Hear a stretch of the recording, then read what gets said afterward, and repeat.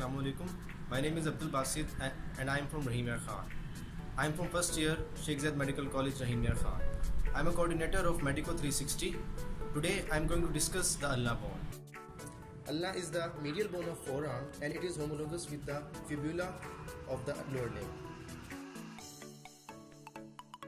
First of all, I will discuss its side determination. For side determination, it has three basic points. Number one, it has a hook-shaped head and the concavity of the hook-shaped head is directed forward. Next, on the shaft, its lateral border is the sharpest of the all three borders.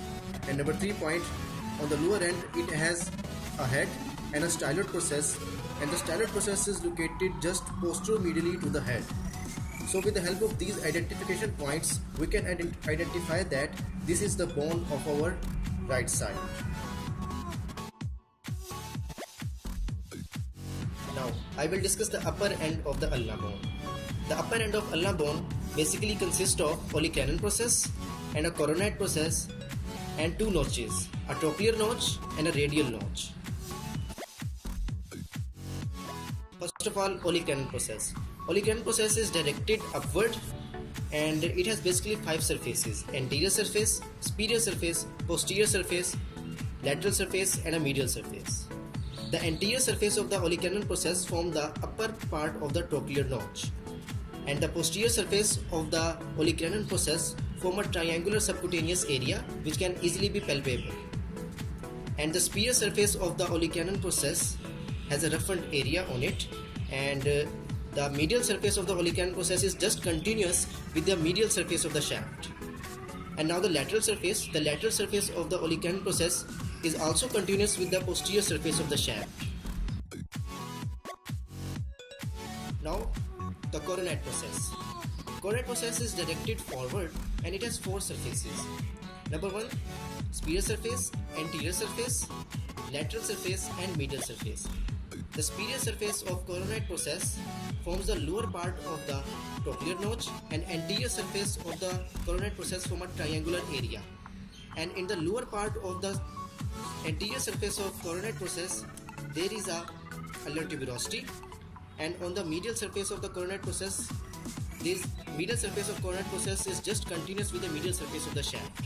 And now come to the lateral surface of the coronate process. The lateral surface of the coronate process has a radial notch for articulation with the radius of radial head, and in the lower portion of the lateral surface there is a depressed area for adjustment of radial tuberosity, and on the lateral surface a supinator crest is also present for attachment of muscle.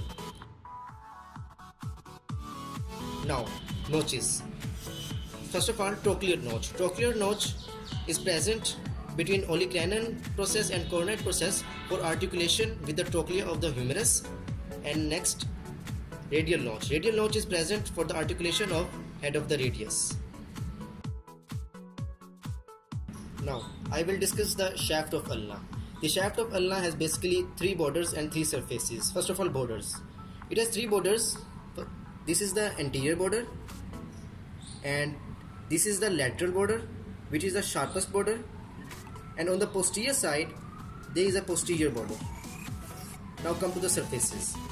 First of all, anterior surface. Anterior surface is present between lateral border and the anterior border, and this is the anterior surface. This whole surface is anterior surface. Now lateral surface. Lateral surface is present between lateral border, between anterior border and posterior border. This whole is the lateral surface. Now posterior surface. Posterior surface is present between posterior border and lateral border. This whole is the posterior surface. Now come to the lower end of ulna. The lower end of ulna basically consists of a head and a styloid process. The head articulates with the ulnar notch of radius present at the radius and forms the inferior radio-ulnar joint, and the styloid process that is located just posteromedially to the head, and it gives attachment to the ligament of the wrist joint. Now I will discuss the attachments of ulna. The first muscle that I am going to discuss is triceps brachii. Triceps brachii is inserting on the posterior border of superior surface of olecranon process. and the anterior border of superior surface of olecranon process is covered by a bursa. And next muscle is brachialis. Brachialis is inserting on the anterior surface of coronet process, and it also includes the ulnar tuberosity. And next muscle is flexor digitorum superficialis. Flexor digitorum superficialis arises from the tubercle that is present on the medial margin of the coronet process. And next is pronator teres. Pronator teres also arises from the medial margin of the coronet process. And then pronator quadratus. Pronator quadratus arises from the oblique ridge that is present on the ulna, and the oblique ridge is present on near to the lower end, just like here. So pronator quadratus arises from this surface. Now the next muscle is flexor carpi ulnaris. Flexor carpi ulnaris takes origin from the upper 3/4 of the posterior surface of the shaft. Now extensor carpi ulnaris. Extensor carpi ulnaris also takes origin from the posterior surface of the shaft. Now the next muscle is flexor digitorum profundus. Flexor digitorum profundus arises from the anterior and medial surface of the shaft, and some of its fibers also takes origin from the medial surface of coronet process and medial surface of olecranon process, and some of its fibers also arises from the posterior surface of the shaft. The fibers arising from the posterior surface of the shaft arise in the form of aponeurosis, and this aponeurosis is formed by the tendons of extensor carpi ulnaris, flexor carpi ulnaris, and flexor digitorum profundus.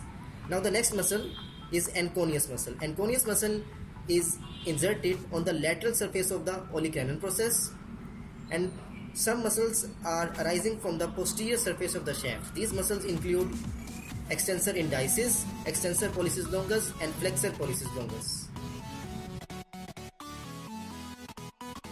Now come to the ligaments that are attaching with the ulna. First of all, the capsule of elbow joint. The capsule of elbow joint is attaching at the margins of the trochlear notch, and it includes the olecranon process and coronet process. Now the superior radio-ulnar joint. The annular ligament of superior radio-ulnar joint is attaching with the radial notch of ulna, just like here. And now come to the ulnar collateral ligament that is going to participate in the formation of wrist joint. The ulnar collateral ligament of wrist joint is attached with the styloid process, and it helps in the formation of wrist joint.